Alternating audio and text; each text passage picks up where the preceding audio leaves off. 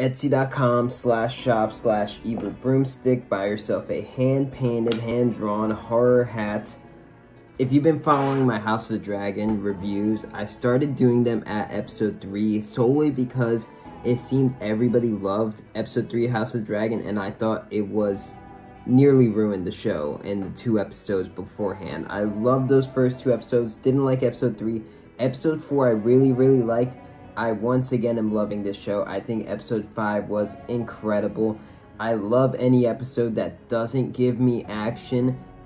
Game of Thrones was always best when it built up to the amazing action scenes with drama. Most of House of the Dragon has been characters sitting in rooms talking, and it's well-written dialogue and fleshed out characters. This episode had a wedding in it, and the first thing I thought of, I'm sure the first thing everyone thought of is like, oh my god, we're gonna have another red wedding. Because like one of the most famous scenes of all time. The first time I heard of Game of Thrones was when the red wedding episode happened. That's the first thing that got me interested in Game of Thrones, was everybody talking about this red wedding episode where they killed off a majority of the main characters. And now we had another wedding. This was the wedding between Rhaenyra and Laenor. It's her cousin. They're cousins. It's Viserys' daughter and Corlys' son. Rhaenyra went from the last episode almost having sex with her uncle to now she's gonna marry her cousin, which is a much better choice, supposedly. I think this episode had so many great scenes. Otto Hightower, I think, is the one who is almost playing the Game of Thrones the best in the first 4 episodes. I think because he was looking long-term. He was looking more long-term, I think, than anybody else. Otto has that fantastic scene, honestly maybe the best scene in the episode, when he's talking to Alicent and saying, like, this is the way things are. This is the way things are gonna unfold. You have to do something. I'm looking out for all of Westeros in this move, and he really is. It sucks that Otto was banished, but he was in ways plotting against Viserys, plotting against Rhaenyra, but for the better of Westeros. Viserys has another incredible scene when he's like sick as fuck with leeches all over him, and he's saying, will I be remembered as a good king? And it's gotta be so crushing that on your deathbed you're thinking like, will I at least go down as a good king? And sadly, I don't think Viserys would. I don't think he was a terrible king, but I don't think anyone's gonna be singing songs about him like he would like. I think he was just a fine king, but he was never challenged. He had no great war. He put a woman on the Iron Throne as his heir, which, you know, is very frowned upon in Westeros. And he made a couple moves. I mean, when they had the crab feeder, Daemon was the one who took care of the crab feeder, Daemon and Corlys. So I sadly think Viserys was a good man, and because he was a good man, he couldn't be a good king. Because I think the best kings have to make the hard decisions that Viserys couldn't do because he was too good of a man inside. And I really like Viserys. I constantly feel bad for Viserys because he's constantly just like trying to do good and what's morally right, and he's constantly getting shit on. And every time he's trying to have a good moment, Daemon like pops up like a cartoon character just to rain on his parade. When they're having the big wedding at the end and Daemon just like walks in, it's just so funny, and like Viserys just looks so annoyed, but he's like, what am I gonna do? Just fucking sit down and fucking get on with it. Daemon's crazy in this episode. He kills his wife. I love the way he killed her. I forgot about his wife.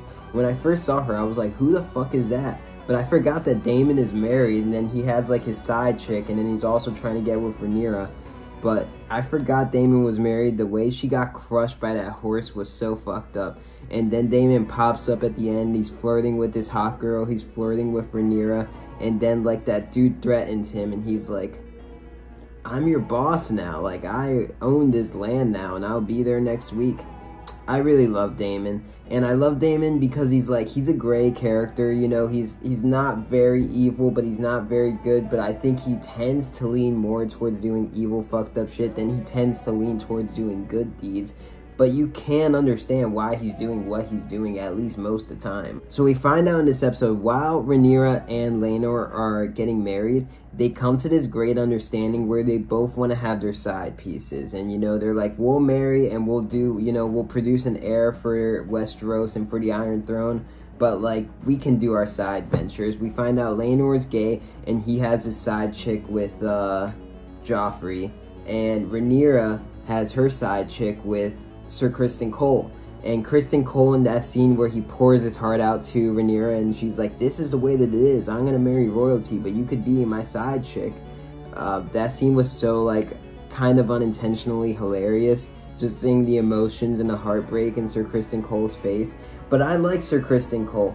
And I like the Joffrey dude. I like the relationship between Laenor and Joffrey, which like somewhat sort of made me like care and like them in this like 10 minutes of screen time they had together. But we get to the wedding where I was anticipating a red wedding, but then after a while I was like, you know what, this is seeming kind of chill. You know, Daemon and this dude are threatening each other kind of, but this is seeming kind of chill. Maybe not too much craziness will happen. And then a bunch of shit is happening in the crowd and we find out that Sir Kristen Cole sadly smashed Joffrey's face to pieces, which was so sad kind of. And so it made me like, I really like Kristen Cole, but I'm like, now I kind of want you to die because you destroyed this beautiful relationship between Laenor and Joffrey. But Joffrey fucked up. He played the Game of Thrones way too hard. You don't go on like day one and start threatening Sir Kristen Cole into having this understanding with you. Like, I think he was so unsubtle in the way he approached Sir Kristen Cole, this emotional baggage man.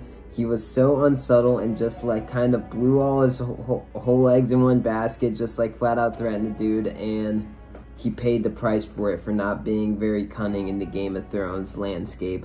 And he's dead, and Laenor and Rhaenyra get married in private, probably because it's just not safe for them to go on with the whole wedding and festivities and all that. And then at the very end, Viserys falls flat on his face, and I believe Viserys is dead. Viserys was dying the entire episode. Viserys has been slowly dying this entire time, and I think that was Viserys' final move that he got to witness. He was staying alive just to see the marriage of his daughter Rhaenyra, and she marries Prince Laenor, and the Valyrian and Targaryen households are met, and then he falls flat on his face, and I think he's dead. And it's the end of an era. When I first saw Viserys in episode 1 and episode 2, I was like, I really like this guy. I feel bad for this guy constantly, but I really like him. And to see him only last 5 episodes is just kind of crazy. I'm sure like when we look back on the fucking long scale seasons of House of the Dragon, we're gonna be like, damn, Viserys was such a nice guy. And he didn't deserve the life that he had, but it's tragic. But this episode was great. It was absolutely amazing. Despite, in my opinion, one not so great episode in episode 3, it's really been one of the best things I've seen on TV in a long time, and I can't wait to see next week. I will do another House of the Dragon review next week. We're already midway through this season, which is kind of crazy. We're 5 episodes in, we got 5 more to go.